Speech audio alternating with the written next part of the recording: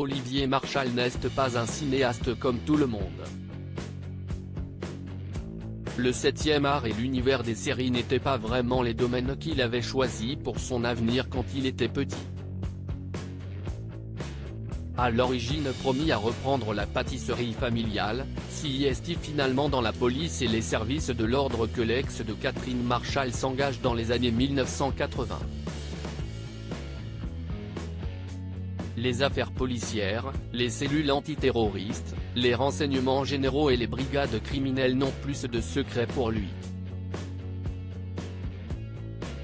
Si est sans doute la raison pour laquelle ces films rencontrent autant de succès.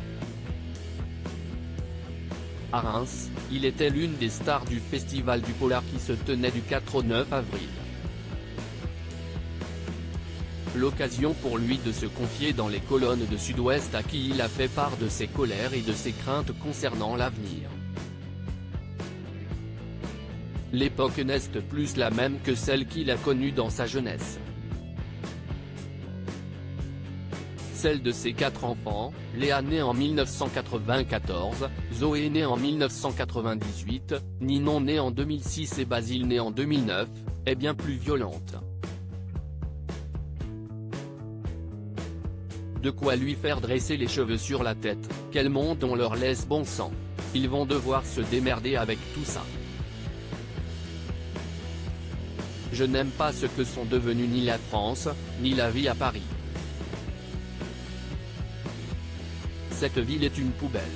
Je suis souvent en tournage en province et à l'étranger, quand je reviens, j'ai la boule au ventre. Les mouvements de protestation et les grèves du moment n'arrangent rien.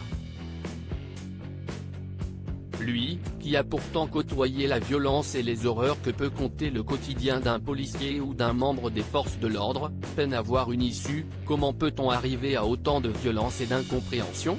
Les gens ne font plus confiance au monde politique.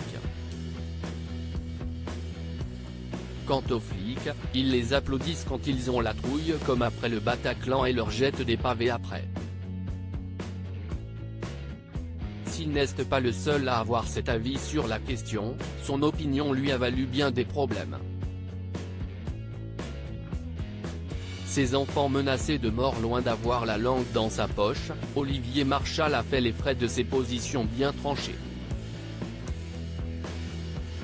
Voici au mois d'octobre, il avait même indiqué qu'il réfléchirait désormais à 2 fois avant de s'exprimer sur les violences policières et de critiquer les gens et les espèces d'acteurs de deuxième zone qui continuent à chier sur les flics alors que ce sont des gens qui vivent dans des quartiers privilégiés et qui font des métiers de privilégiés. Ce sont mes enfants qui sont menacés de mort, avait-il fait savoir.